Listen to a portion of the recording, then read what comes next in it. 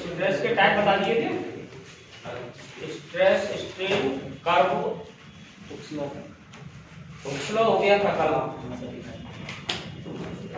हुक्सलो हो गया था। इसमें एक पॉइंट है यील्ड पॉइंट,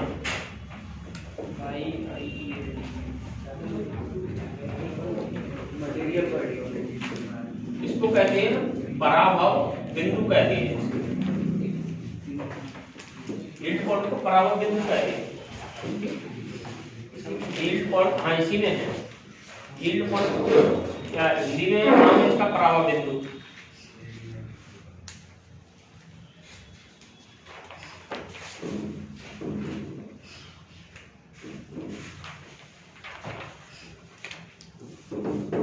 देखो यील्ड पॉइंट क्या होता है, यील्ड पॉइंट कहते हैं कि स्ट्रेस और स्ट्रेन के बीच में जब हम ग्राफ प्लॉट करते हैं तो स्ट्रेस एक पॉइंट ऐसा होता है जहां स्ट्रेस स्ट्रेन के प्रोपोर्शनल होती है, उसके बाद में ये प्रोपोर्शनलिटी की लिमिट फिनिश हो जाती है, प्रोपोर्शनलिटी की लिमिट फिनिश हो जाती है। उसके बाद में अगर हम जैसे ये है स्ट्रेस स्ट्रेन ग्राफ, स्ट्रेन है और ये स्ट्रेस है, इसके बीच में हम ग्राफ ऐसे प्लॉट करते हैं और ये पॉइंट है, ये पॉइंट से ये सी पॉइंट तक आए, सी पॉइंट से फिर डी पॉइंट और लास्ट में ई पॉइंट, तो ओ से ए तक, ओ से ए तक ये स्ट्रेस स्ट्रेन के प्रोपोर्शनल होती है। जब स्ट्रेस स्ट्रेन की प्रोपोर्शनल होती है इसका मतलब क्या है, हुक्स लॉ फॉलो हो रहा होगा। अब ए के बाद में ए से सी के बीच में कोई एक पॉइंट है, पॉइंट बी पॉइंट है, तो ए से सी के बीच में ये पॉइंट हमने कंसीडर किया है बी। इस बी पॉइंट ए और सी के बीच में किसी भी पॉइंट पर अगर हम फोर्स हटा लें तो वायर है वो अपनी ओरिजिनल पोजीशन पर आ जाता है, लेकिन स्ट्रेस स्ट्रेन के प्रोपोर्शनल नहीं है, इसकी प्रोपोर्शनलिटी हम खत्म हो जाती है, ए और सी के बीच में प्रोपोर्शनलिटी खत्म हो गई, अभी वायर अपनी ओरिजिनल पोजीशन पर आ गया। तो ये बी पॉइंट है, ये बी पॉइंट, इनके ए और सी के बीच में कोई ऐसा पॉइंट जहां पर हम स्ट्रेस को हटा लेते हैं तो वायर अपनी ओरिजिनल पोजीशन पर आ जाता है, ये पॉइंट कहलाता है इसका यील्ड पॉइंट। यानी यील्ड पॉइंट क्या, कौन सा पॉइंट होता है जहां पर स्ट्रेस स्ट्रेन के प्रोपोर्शनल नहीं होती, लेकिन अगर हम वेट हटा लें तो वायर ओरिजिनल पोजीशन पर आ जाता है, उस पॉइंट को कहते हैं यील्ड पॉइंट। ठीक, तो इसकी डेफिनेशन ये होगी, the point eight which stress is not proportional to strain, stress is not proportional to strain, but if we remove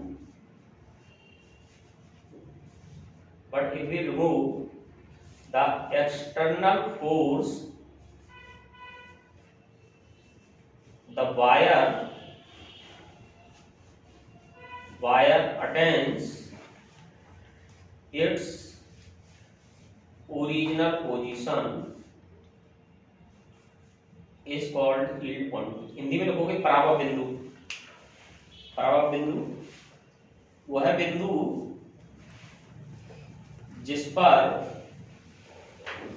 प्रतिबल विकृति के समानुपाती नहीं होता है, प्रतिबल विकृति के समानुपाती नहीं होता है, किंतु यदि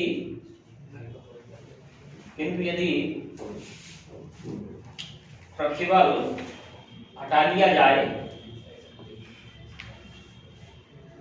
तो वस्तु अपनी प्रारंभिक अवस्था में आ जाती है।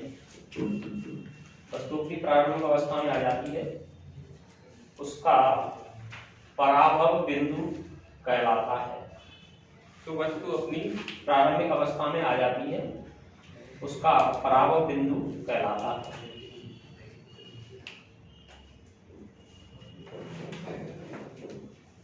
तो जब ये डी पॉइंट है, ये डी पॉइंट तक पहुंच जाते हैं तो फिर वायर अपने आप उसकी लेंथ बढ़ने लगती है और वो अपने आप डी पर आकर के अपने आप टूट जाता है wire.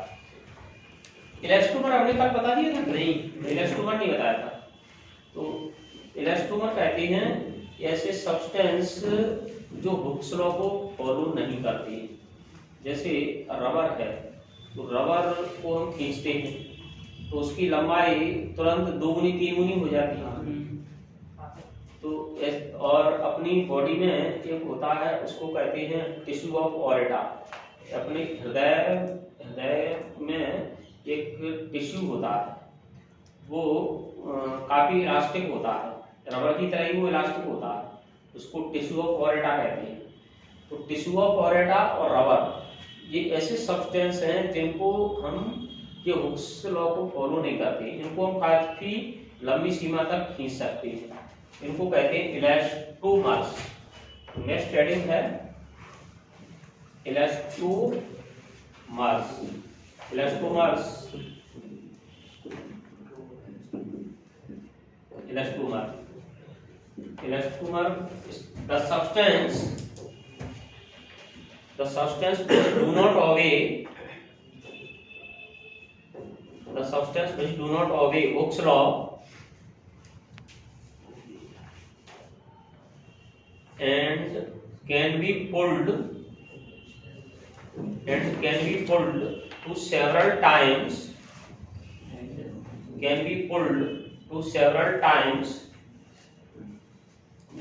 to its original length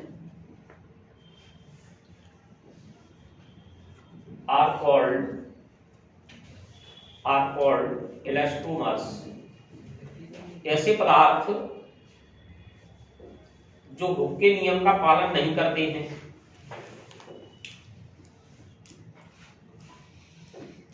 hook के नियम का पालन नहीं करते हैं तथा उन्हें कई गुना खींचा जा सकता है, प्रारंभिक लंबाई का कई गुना खींचा जा सकता है, इलास्टोमर कहलाते हैं। और इसका एग्जाम्पल है रबर और टिश्यू ऑफ ऑरेटा। एरोटा की स्पेलिंग है AORTA, AORTA।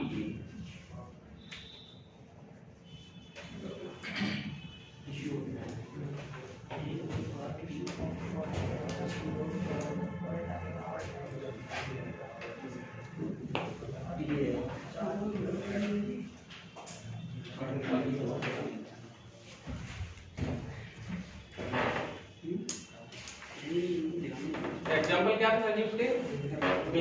एक तो ये है रबर है और टिश्यू ऑफ ऑरेटा। ये हृदय का एक टिश्यू होता है, वो रबर जैसा ही होता है, उसको काफी लंबा खींचा जा सकता है।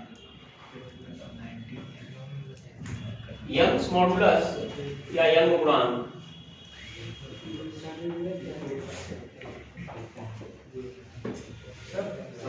जैसे मेटल के वायर को 1% स्ट्रेच किया जा सकता है ना, हाँ, तो वैसे ही रबर की भी सर एक लिमिट होगी सर कोई?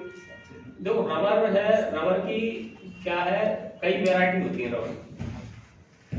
रबर की जो वैरायटी है वो कई है। इसको हम जैसे डबल 2 टाइम्स 3 टाइम्स इनको खींच रहे हैं, अब 3 गुना खींच दिया, इसका मतलब क्या है, कितनी लेंथ बढ़ गई? 300% बढ़ गई, 300% बढ़ गई, 400% बढ़ गई।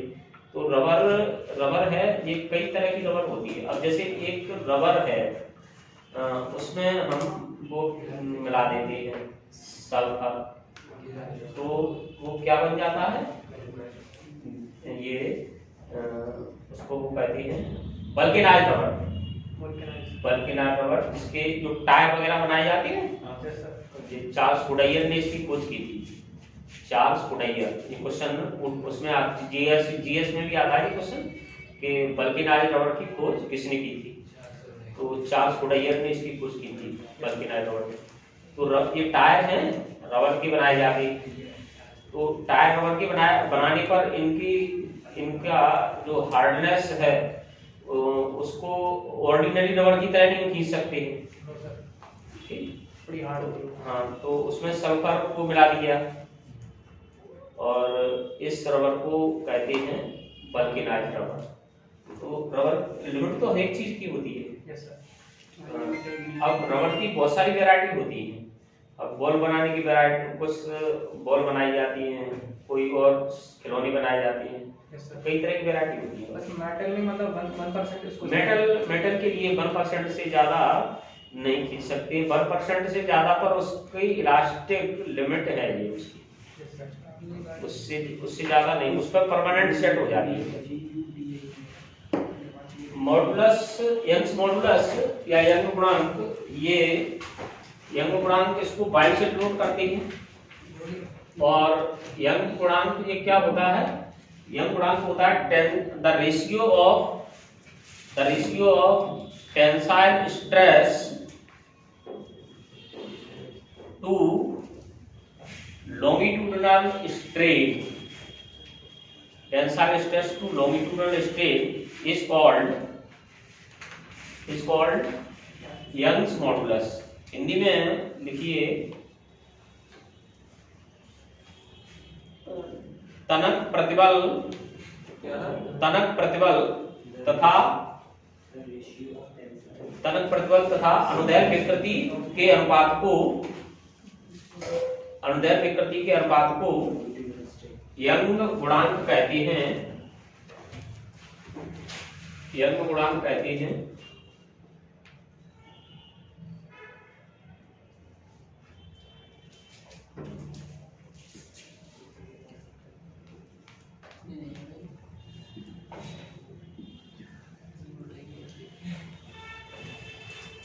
Y equal to sigma upon epsilon. अब ये सिग्मा क्या है? स्ट्रेस है। स्ट्रेस सिग्मा किसके बराबर होगा? फोर्स अपॉन एरिया के। और एप्सिलॉन है ये बराबर होगा change in length upon original length. तो इसका फॉर्मूला बन जाएगा F अपॉन A और epsilon delta L into L, ये फॉर्मूला बन जाएगा।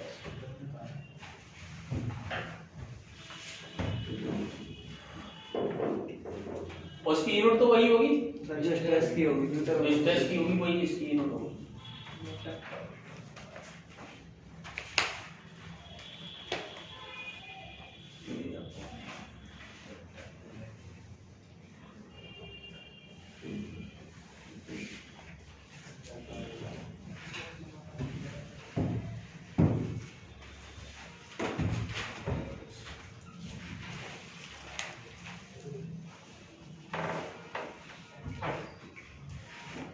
क्वेश्चन लिखिए, 4 wire are made of same material. 4 तार एक ही पदार्थ के बने हैं। 4 तार एक ही पदार्थ के बने हैं। 4 wire are made of same material and same weight is applied on them. Same weight is applied on them.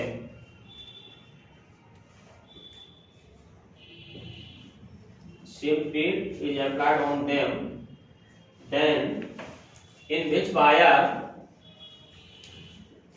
the maximum length is increases? In which wire the maximum length is increases? ये length है और ये diameter है।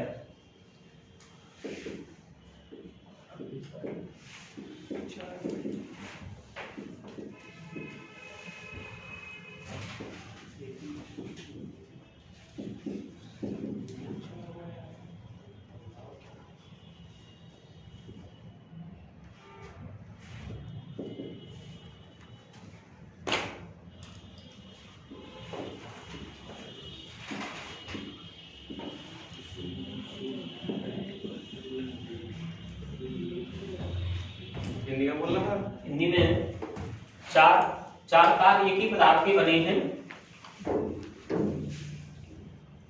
पदार्थ के बने हैं, उनकी लंबाई तथा व्यास निम्न है। किस तार की लंबाई में सर्वाधिक वृद्धि होगी?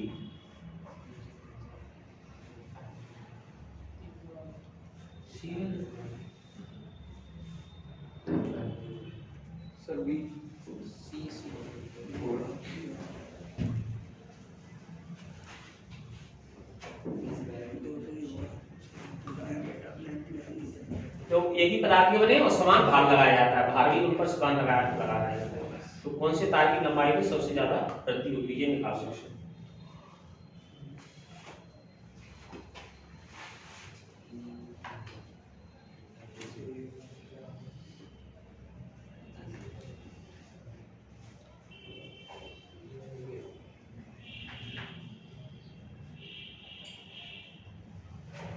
सपोर्ट वाला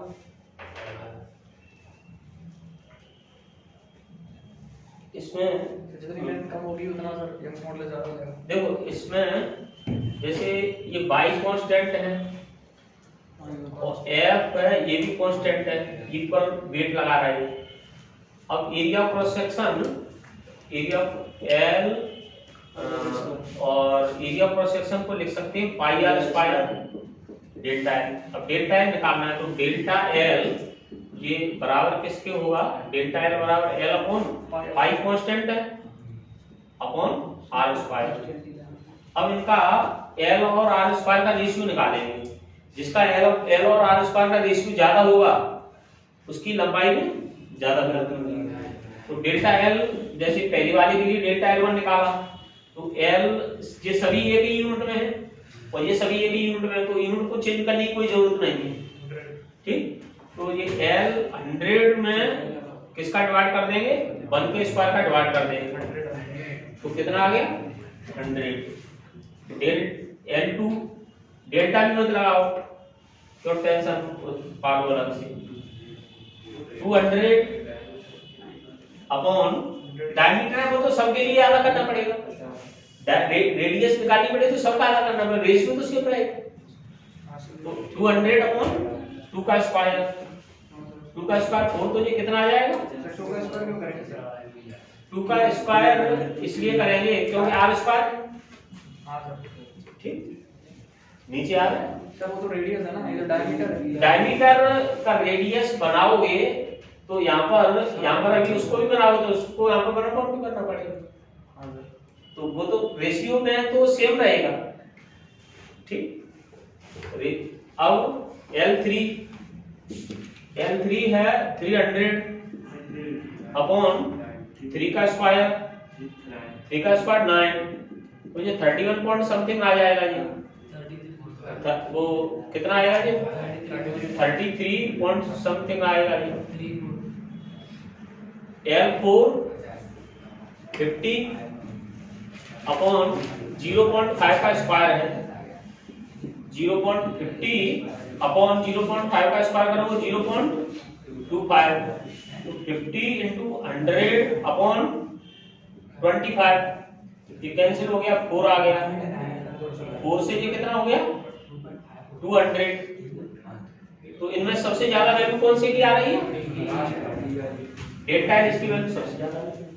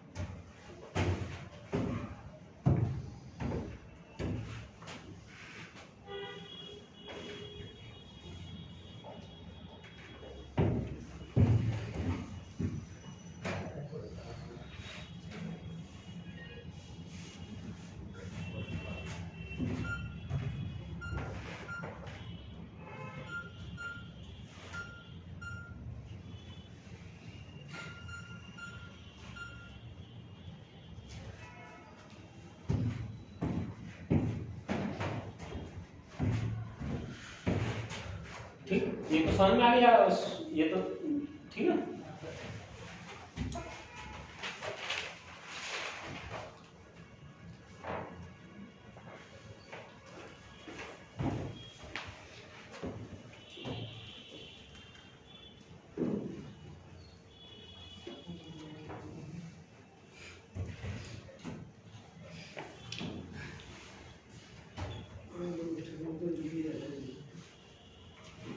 देखो जैसे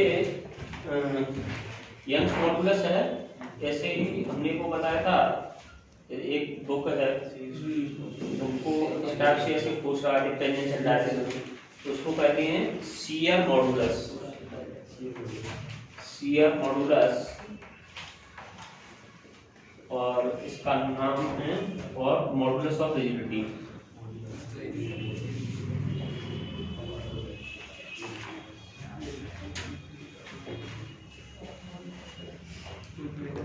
मॉडुलस ऑफ रिजिडिटी, तो ये शियर मॉडुलस और मॉडुलस ऑफ रिजिडिटी क्या होती है?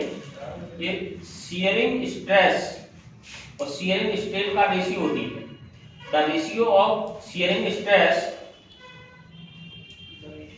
The ratio of shearing stress to shearing strain, to shearing strain is called the shear modulus of the material. Shear modulus of the material, it is represented by G. G is equal to shearing stress upon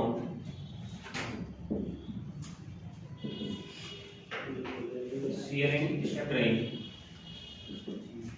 shearing stress F upon A, और वो हमने figure बनवाया था delta X upon L, या delta L upon L कह सकते हैं उसको। डेल्टा एल अपॉन एल दोनों सरफेस के बीच में जो रिलेटिव डिस्प्लेसमेंट होता है, तो ये F इंटू एल अपॉन ए इंटू डेल्टा एक्स। हिंदी में लिख लो, शियरिंग मॉडुलस, शियर मॉडुलस को कहते हैं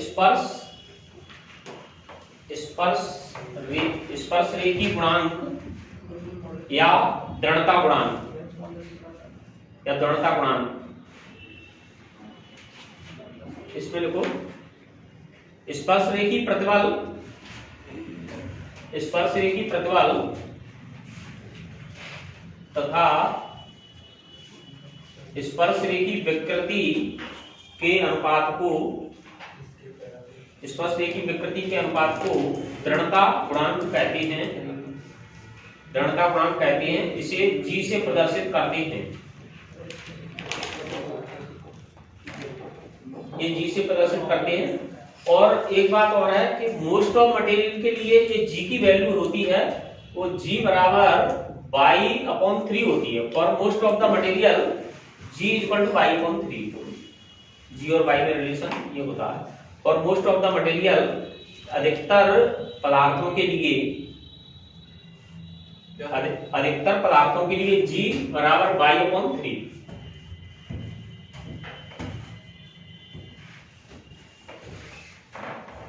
तो क्या आप लिख सकते हैं? यंग मॉडुलस का 3 टाइम्स होता है। यंग्स मॉडुलस का 3 टाइम्स नहीं, यंग्स मॉडुलस का 1/3 टाइम्स। हां, 1/3 टाइम्स ठीक।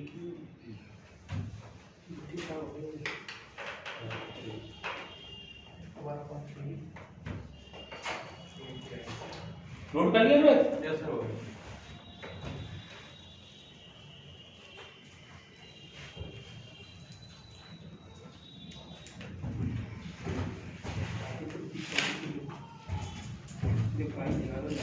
Bulk modulus,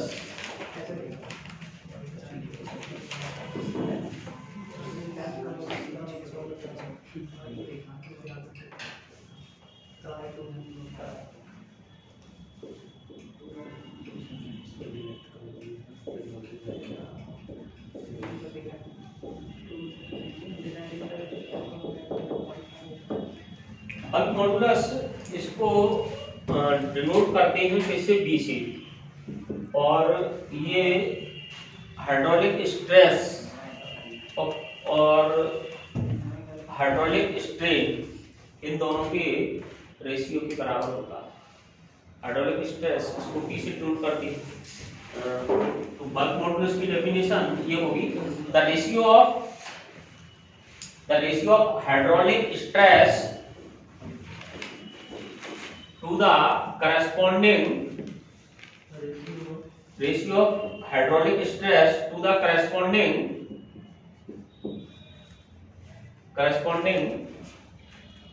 hydraulic strain is called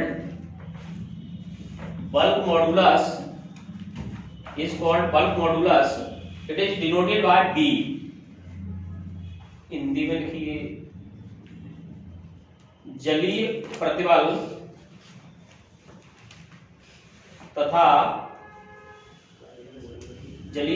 तथा उसके संगत विकृति के अनुपात को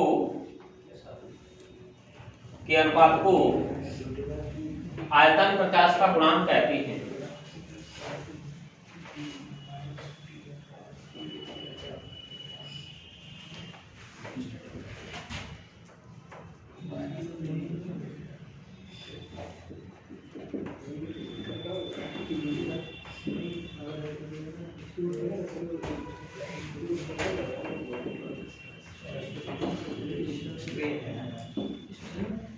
एक और हेडिंग डालिए,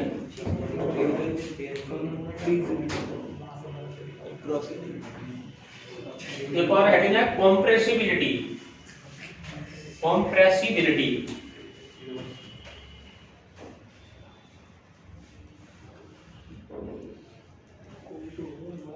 The reciprocal of bulk modulus is called compressibility.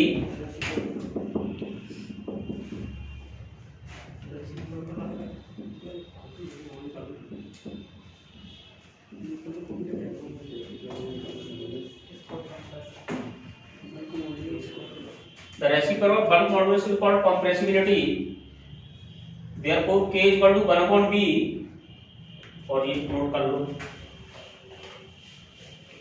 Hindi में लिख लो संपीड़ितता आयतन प्रत्यास्थता गुणांक के व्युत्क्रम को संपीड़ितता कहते हैं।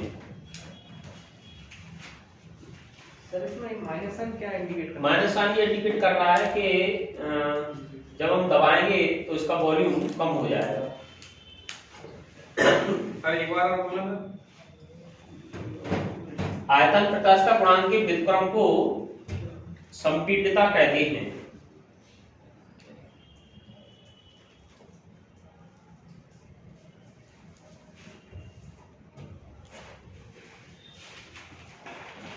देखो ये पहले, अब तो ये प्लेन गर्डर, ये प्लेन बने हुए हैं, लेकिन पुरानी रेल की पटरी है, रेल की पटरी वो आई अक्षर जैसा होता है वैसी बनाई जाती है। यानी ये इसकी डेप्थ है, ये ब्रेड्थ के कंपैरिजन में डेप्थ ज्यादा होती है। तो ऐसे ही पुल बनाए जाते हैं, तो पुल में भी ऐसा ही किया जाता है। और पहले पुराने जो मकान बने हैं उनमें जो गर्डर लगे रहते हैं उनमें वो आई शेप के बनाए जाते हैं। तो ये आई शेप के क्यों बनाए जाते हैं, इसके लिए क्वेश्चन ये लोगों explain why are girders gives I shape.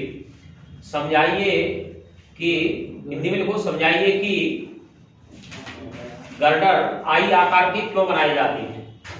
Sir girder की स्पेलिंग बोलो सर। GIRDERS।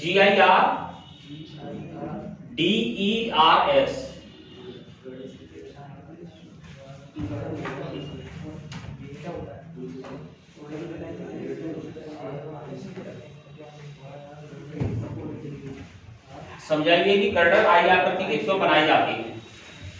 देखो गर्डर है ये, जैसे मान लो कि ये अपने पास में एक रॉड है, इस रॉड पर W वेट लगाया गया है और L इसकी लेंथ है। एल लेंथ पर डब्ल्यू वेट लगाया गया है और जिस मटेरियल का बनाया हुआ है उसका यंग्स मॉड्यूलस है बाई। बी इसकी ब्रेड्थ है, ब्रेड्थ ये है, और डी डेप्थ, ये डेप्थ है, और ये इसकी ब्रेड्थ है। ये रेल की पटरी ऐसी चौड़ी होती है, ये ब्रेड्थ है, तो इसके डी डेप्थ और बी ब्रेड्थ है। अब इसके अंदर जो डेविएशन प्रोड्यूस होगा, डेविएशन का मतलब है कि जैसे यहाँ पर बेड लगाते हैं, जैसे पुल पर ट्रेन पास होगी तो पुल क्या है, नीचे की तरफ दबेगा, तो इसमें जो डेविएशन होगा वो है डेल्टा। ये इसका डेविएशन है, यानी अपनी ओरिजिनल पोजीशन से हट गया है। तो डेविएशन के लिए ये फार्मूला होता है W delta equal to WL³ upon 4 by BD³। अब हमको डेविएशन की वैल्यू कम होने के लिए, डेविएशन की वैल्यू कम होने के लिए एक तो W की वैल्यू क्या होना चाहिए, W लेस होना चाहिए, ऊपर की क्वांटिटी लेस होना चाहिए और नीचे की क्वांटिटी बहुत ज्यादा होना चाहिए। लंबाई है उसकी L को कैसा होना चाहिए, L को बहुत कम होना चाहिए, क्योंकि L की पावर 3 है, L की पावर 3 है तो L को बहुत कम होना चाहिए, वेट के कंपैरिजन में उसकी लेंथ बहुत कम होना चाहिए। और वो जिस मटेरियल का बना हुआ है उसका यंग्स मॉड्यूलस ज्यादा होना चाहिए। यंग्स मॉड्यूलस स्टील का ज्यादा होता है। जैसे क्वेश्चन ये है, जैसे गर्डर होते हैं, रेल ट्रेन के गर्डर हैं, वो कॉपर के क्यों नहीं बनाए जाते हैं, स्टील के ही क्यों बनाए जाते हैं। स्टील ये होता है आयरन प्लस कार्बन, ये कहलाता है स्टील। स्टेनलेस स्टील ये होता है iron plus nickel plus chromium, ये स्टेनलेस स्टील है, ये इसके बर्तन बनाए जाते हैं। और ये स्टील है आयरन प्लस कार्बन, ये स्टील ठीक, जिसकी रेल की पट्टी बनाई जाती है स्टील की। तो ये गर्डर इसकी कॉपर है, कॉपर का वो उसका आयरन का बाई ज्यादा होगा, तो नीचे की क्वांटिटी ज्यादा होना चाहिए, बी ब्रेड्थ ज्यादा होना चाहिए, लेकिन डेप्थ को ब्रेड्थ के कंपैरिजन में ज्यादा होना चाहिए, क्योंकि डेप्थ की पावर कितनी है, 3 है। तो रेल की पटरी है उसकी चौड़ाई तो कम होती है और गहराई ज्यादा होती है, ठीक। तो गहराई ज्यादा होने का रीजन क्या है, क्योंकि डी की पावर यहाँ पर कितनी है, 3 है, ठीक। तो इसमें लिखोगे consider a rectangular bar of length L, breadth B and thickness D। माना एक आयताकार छड़ जिसकी लंबाई L, चौड़ाई B तथा गहराई D है। When a weight W is supported at its middle, when a weight W is supported at its middle, then bar dispersed by delta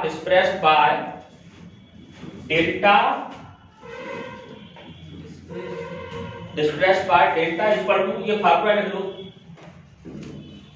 जब इस पर W भार लगाया जाता है, तब इसमें उत्पन्न अवनमन डेल्टा बराबर, ये लिख लो।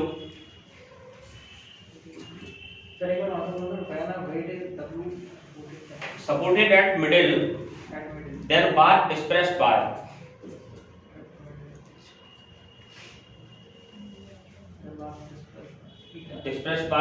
ये ऊपर।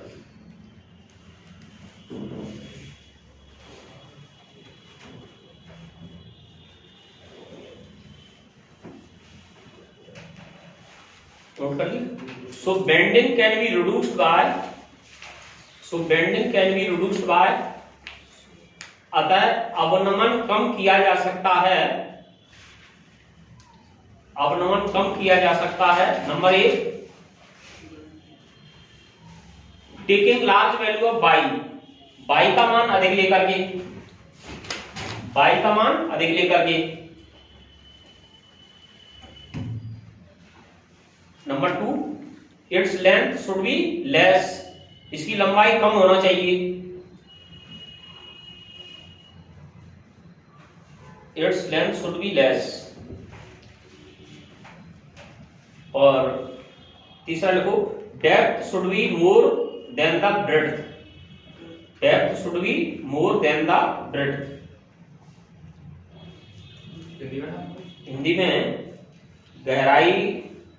गहराई को चौड़ाई से अधिक होना चाहिए।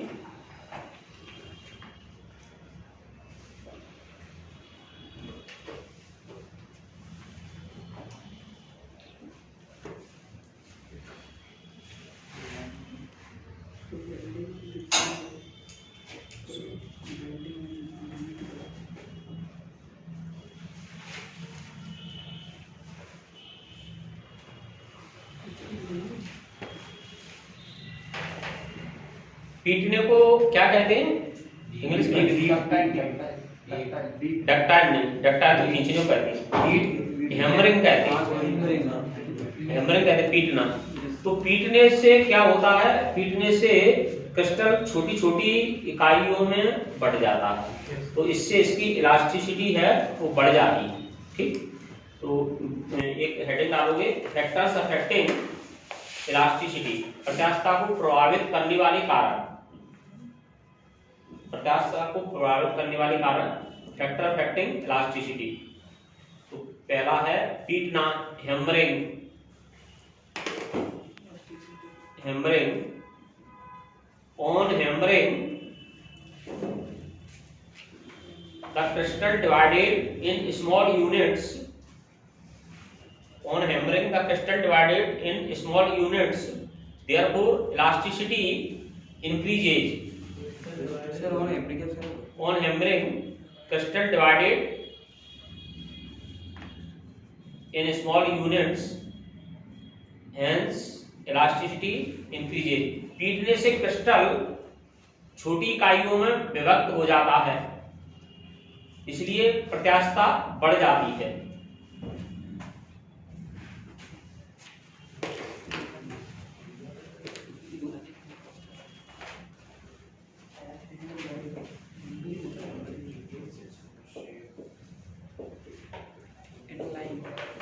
एक ये वर्ड है एनीलिंग, एनीलिंग वर्ड का मीनिंग ये होता है, इस वर्ड का मीनिंग, जो पहले अपने यहाँ पर लकड़ी की गाड़ी चलती थी तो उनके ऊपर आयरन का वो चढ़ाया जाता था, हाँ बैलगाड़ियों में। तो जैसे किसी, हाँ तांगे में वो ही होता है, तो किसी उसको मेटल को गर्म करते हैं तो उसको गर्म करने के बाद फिर उसे धीरे धीरे ठंडा करते हैं, तो गर्म करने के बाद धीरे धीरे ठंडा करते हैं, ये उसकी रिएक्शन कहलाती है एनीलिंग, एनीलिंग कहलाती है, ताप देना या इसको पानी चढ़ाना भी कहते हैं। तो इससे धातु में जो मेटल होता है उसमें कड़ापन आ जाता है, यानी वो हार्ड हो जाती है, तो कड़ापन आ जाने से उसकी इलास्टिसिटी है वो डिक्रीज हो जाती है। तो इस एनीलिंग में देखो, हाँ कहाँ यूज करते हैं ये, इसका यूज करते हैं जैसे किसी कोई मेटल है तो मेटल की जैसे उसमें ये बता रहा है तांगे का पहिया है, तो तांगे के पहिए में उसके लकड़ी के पहिए के ऊपर मेटल का वो फ्रेम चढ़ाना है, तो उसको पहले क्या है गर्म करते हैं, गर्म करके और वो उसकी लेंथ बढ़ जाती है और फिर उसको धीरे धीरे ठंडा करते हैं, पानी वगैरह डाल के धीरे धीरे ठंडा कर देते हैं, तो फिर वो उस पर अच्छी तरह से कस जाता है उसके ऊपर। ठीक, तो ये प्रोसेस एनीलिंग कहलाती है। तो इसको लिखोगे, जब किसी धातु को गर्म करके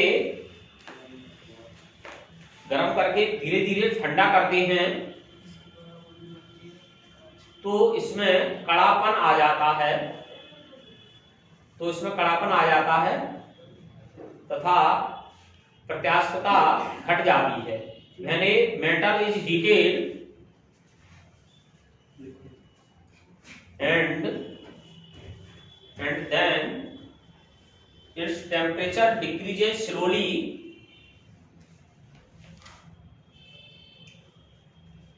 then its hardness increases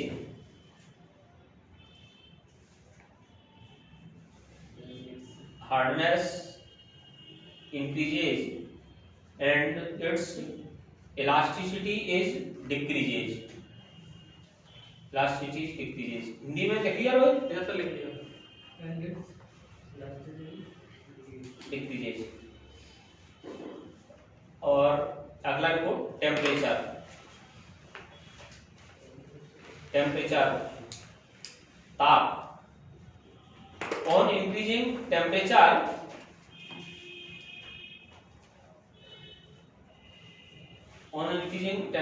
inter atomic forces decreases. ताप बढ़ाने पर अंतर आणविक बल का परिमाण कम हो जाता है।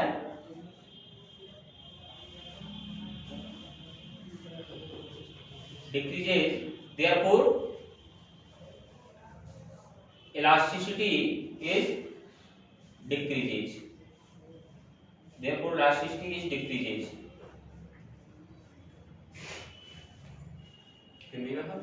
हिंदी में ताप बढ़ाने पर अंतर आणविक बल का परिमाण कम हो जाता है, अतः प्रत्यास्थता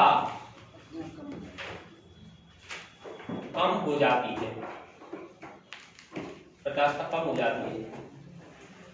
अब इसमें तुम एक बात ये कहोगे कि जैसे इम्प्योरिटी का क्या इफेक्ट आता है, तो इम्प्योरिटी का इफेक्ट कुछ तो ऐसी इम्प्योरिटी होती है जिनसे इलास्टिसिटी बढ़ जाती है और कुछ इम्प्योरिटी ऐसी होती है जिनसे इलास्टिसिटी घट भी जाती है।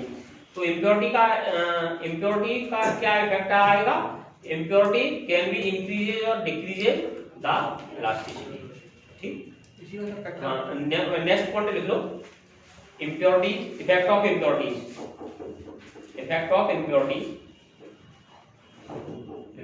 हिंदी में अशुद्धियों का प्रभाव। ऑन एडिंग इम्प्योरिटीज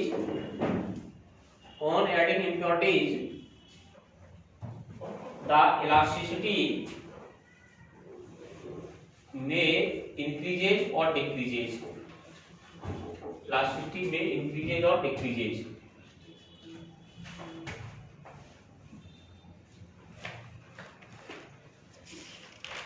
अच्छा, और एक बात और है कि स्टील रबर से ज्यादा प्रत्यास्थ होता है। ठीक है, steel is more elastic than, ये तो 11th में पढ़ाते हैं। Yes sir. Steel is more elastic than rubber.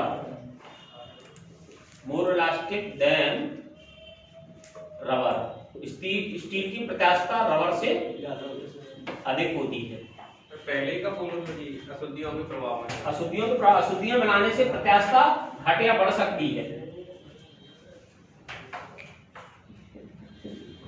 Sir कौन-कौन सी इम्प्योरिटीज होती हैं इनसे इलास्टिसिटी बढ़ जाती है? अब ये इम्प्योरिटीज तो उसमें दही नहीं है, ना ही इस पर कोई क्वेश्चन आया है, लेकिन तुमको ये बता दिया है हमने। इसका इफेक्ट इतना ही लिखा हुआ है।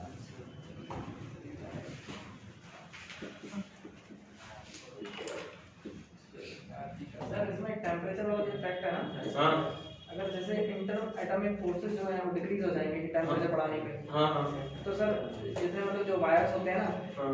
तो मतलब उनको जल जाना चाहिए, उसमें हीट ज्यादा प्रोड्यूस हो जाएगी, सभी सर मेल्ट हो जाएंगे।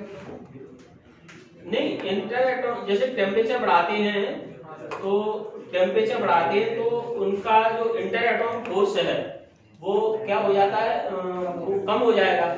हर एक उसका कम हो जाता है। एक पोजीशन ऐसी आ जाएगी कि वो इलास्टिक रहेगा ही नहीं। जैसे अभी तुम आयरन को गर्म कर देगा तो वो ज्यादा गर्म कर दोगे तो क्या होगा, पिघल जाएगा, मेल्ट हो जाएगा, तो रहेगा ही नहीं वो इलास्टिक।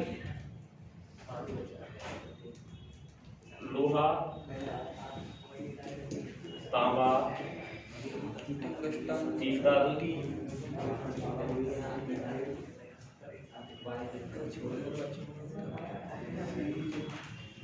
देखो इसमें ये इनका वो लिख लो, क्रम लिख लो। जैसे जैसे क्रम में आता है कि जैसे इसमें किसकी इलास्टिसिटी अधिक है, तो हाथी दांत को कहते हैं एलिफेंटीथ नहीं कहते हैं, एलिफेंटीथ नहीं कहते इसको, और कुछ कहते हैं हाथी दांत को, एलिफेंटीथ नहीं। हाथी दांत ये टंगस्टन है, स्टील है, इसको हम बता देंगे, इंग्लिश से इसकी बता देंगे हाथी दांत। हिंदी लिख दो, दिक्कत नहीं। हाँ हिंदी में लिख लो, हाथी दांत टंगस्टन और स्टील और बाई आयरन, बाई पीतल और बाई, ये इनका ये इंक्रीजिंग ऑर्डर में लिखी हुई है, इंक्रीजिंग ऑर्डर लिखा हुआ है, बाई हाथी दांत टंगस्टन स्टील आयरन कॉपर पीतल एल्यूमिनियम।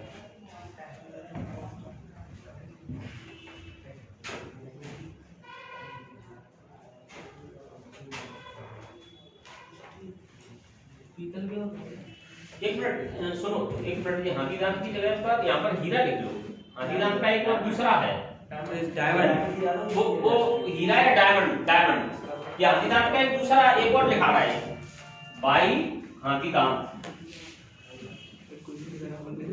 हाथी दांत और ये ग्रेटर देन स्टील, ये वाला आ चुका है एक बार, steel is greater than rubber,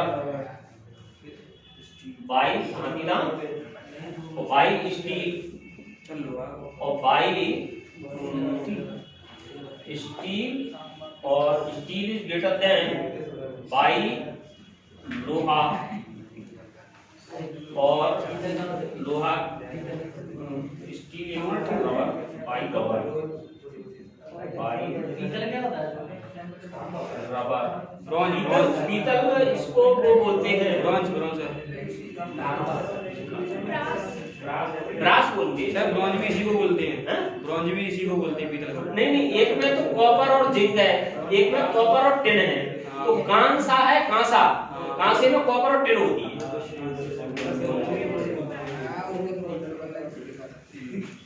rubber जिसकी वो सारी भी बाई रबर,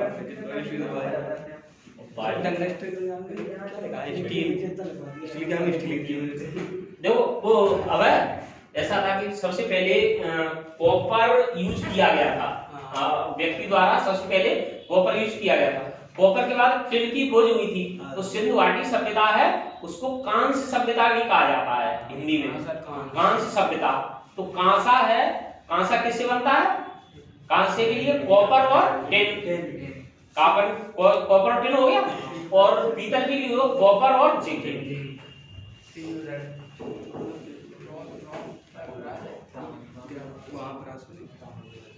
तांबा क्या पीतल है ना, पीतल ब्रास, ब्रास वही तो बोले थे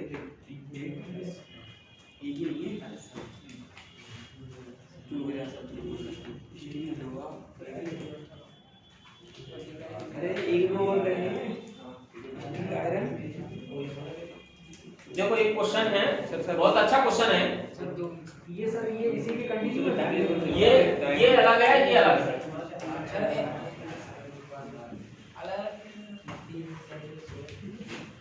ये अलग अलग, ये इसलिए बताए अलग अलग क्योंकि एक बार ये वाला क्वेश्चन आ गया है जी, और इसमें हीरे टंगस्टन से भी ज्यादा डायमंड है।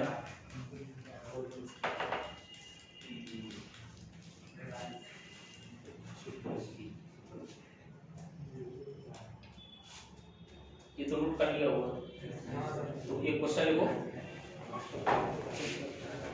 A wire of length L,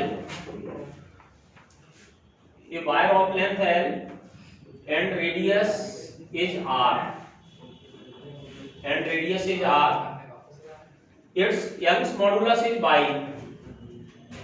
its Young's modulus is by,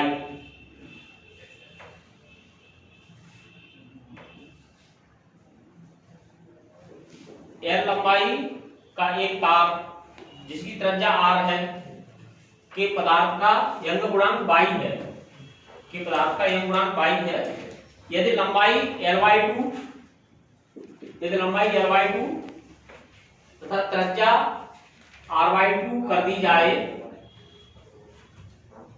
if the length becomes l/2 and radius becomes r/2, l/2 and radius becomes r/2, तो यंग गुणांक का मान क्या होगा? Then what is the value of Young's modulus?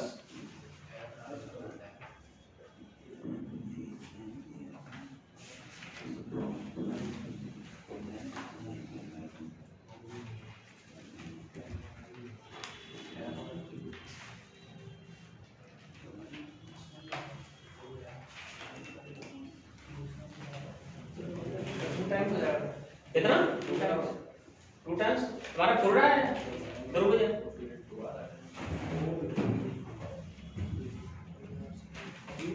अबे तुम्हारा कितना आया? मैंने क्वेश्चन ही तारा जी उतार रहा हूँ अभी तो। क्वेश्चन नहीं उतारा है अभी? जी सर वो गलत हो गए थे वो चक्कर में। टू टाइम आ रहा है। 2 टाइम?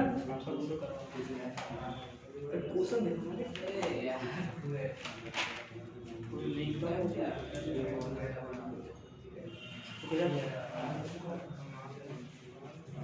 देखो सुनो, इसमें मेहनत नहीं करना है, y ही रहेगा। वो लेंथ को चेंज करो या रेडियस को चेंज करो, उसकी वैल्यू में कोई चेंज नहीं आएगा। इसलिए नहीं चेंज आएगा क्योंकि वो मटेरियल की प्रॉपर्टी है। तो इसका आंसर ये लिख लोगे, Young's modulus is the property of material. Young's modulus is the property of material, therefore it does not change. Young's modulus is the property of material, therefore Young प्रत्यास्थता गुणांक पदार्थ का गुण है। Young प्रत्यास्थता गुणांक पदार्थ का गुण है, अतः इसका मान परिवर्तित नहीं होगा। इसका मान परिवर्तित नहीं होगा। सर अभी आपने क्वेश्चन बताया था steel is more now second why, मतलब क्यों होता है सर रीजन का? वो रीजन उसका निकल आता है, उसके बाईएस और बाईआर दोनों निकाल लिए थे, तो उसकी लेंथ ज्यादा बढ़ जाती है। सेम फोर्स आने पर उसकी लेंथ ज्यादा बढ़ जाती है, तो लेंथ की वो इनवर्सली प्रोपोर्शनल होता है। सर ये आप क्वेश्चन कराओ, वो करा देंगे क्वेश्चन।